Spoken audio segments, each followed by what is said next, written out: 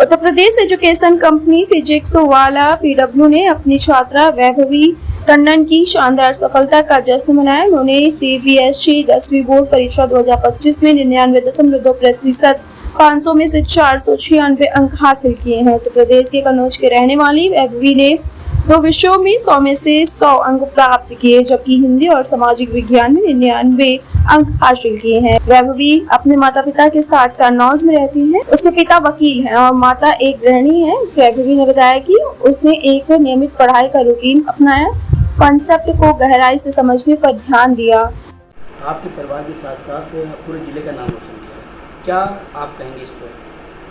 बड़ों का आशीर्वाद और दूसरी चीज़ उसकी बहुत लगन, जुनून और मेहनत। दिन रात उसने एक किया है। इस दिन जो आज हम लोग ये दिन देख रहे हैं सिर्फ उसकी मेहनत है।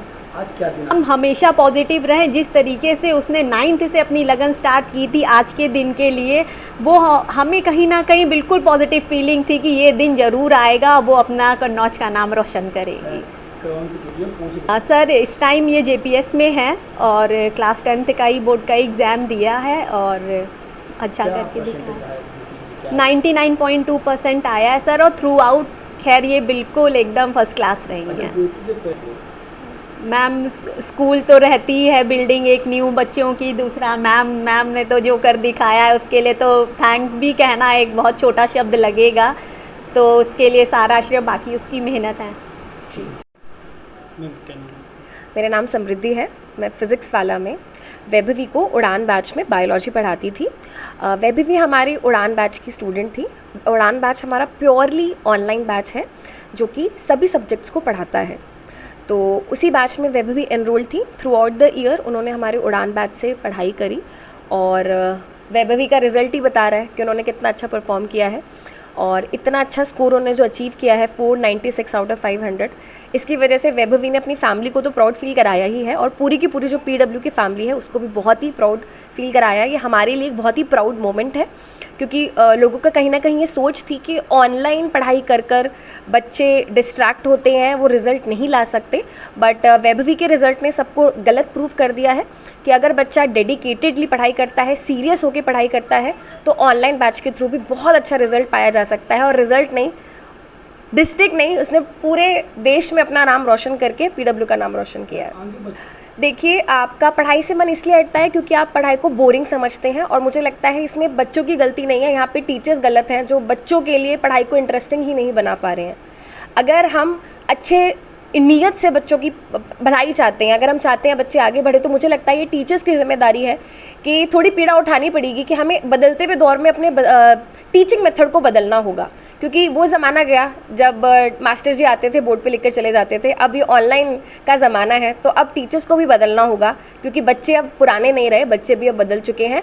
तो बोरियत नहीं है पढ़ाई अगर सही तरीके से करी जाए।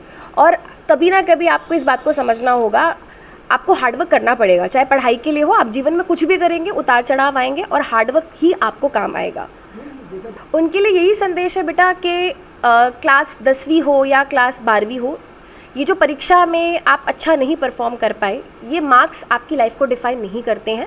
जीवन का नाम उतार चढ़ाव है, तो हो सकता है आपके जीवन में कभी लो पॉइंट आपको लग रहा हो कि आप फेलियर हैं, बट ऐसा नहीं है। जस्ट बिकॉज आपके मार्क्स अच्छे नहीं आए हैं इसका मतलब ये नहीं है कि आप जीवन में सफल नहीं हो सकते। आप जीवन में बहुत कुछ कर सकते हैं और केवल मार्क्स के ज़रिए आप आगे नहीं जाते लाइफ में। आपके अंदर एक टैलेंट होना चाहिए, आपके अंदर एक स्किल होना चाहिए। तो मार्क्स हर तरीके से ये नहीं है कि जो बच्चा ज़्यादा मार्क्स लाएगा वही सफल होगा। ऐसे बहुत सारे हमारे पास एग्जाम्पल हैं जो मार्क्स अच्छे नहीं लाते थे बट फिर भी आज जीवन में बहुत कुछ कर रहे हैं। कैसे मार्क्स ले रहा है? मेरा मानना है कि मैं आवर्स पे नहीं, कंसिस्टेंसी पे फोकस करती थी। भले मैं 2-3 घंटे पढूं बट मैं रोज़ पढ़ती थी और कोशिश करती थी कि अपने targets week by week complete करती चलूं और कोई बैकलॉग ना रहे, क्योंकि ऑनलाइन क्लासेस में ये होता है कि कभी कभी बैकलॉग्स बन जाते हैं। तो कोशिश करती थी बैकलॉग्स ना रहे और अगर है तो वीकेंड्स पे कंप्लीट हो जाएँ। इसका श्रेय किसको देना चाहेंगे जो आपने इतने अच्छे मार्क्स लाए? सबसे पहले अपने पेरेंट्स को दूंगी, फिर मैम यहाँ पे है फिज़िक्स वाला, उनकी पूरी टीम को बहुत बहुत थैंक यू, अपने स्कूल के सपोर्ट सिस्टम को बहुत थैंक यू और फैमिली और भगवान जी को थैंक यू। किस तरह से आपने अपना एक टाइम टेबल बनाया था पढ़ाई के लिए कि ताकि पढ़ाई भी करना होता है, तमाम चीज़ें होती हैं, तो उसके बीच में पढ़ाई के लिए किस लिए समय निकाला आपने? मेरा मानना है कि मैथमेटिक्स को डेली प्रैक्टिस करना है, तो मैं मैथमेटिक्स को एटलीस्ट 1.5 आवर्स डेली देना चाहती थी, और साथ में एक लर्निंग सब्जेक्ट जिसमें नोट्स मेकिंग है, लाइक एसएससी और फिज़िक्स में प्रैक्टिस, इस तरह से मैनेज करती थी।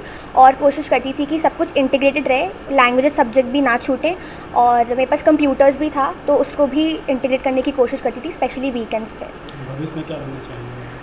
मैं लॉ करना चाहती हूँ और उसके आगे मुझे जज बनना है। पेरेंट्स का क्या का पूरा सपोर्ट रहा, मोरल सिस्टम पूरा था।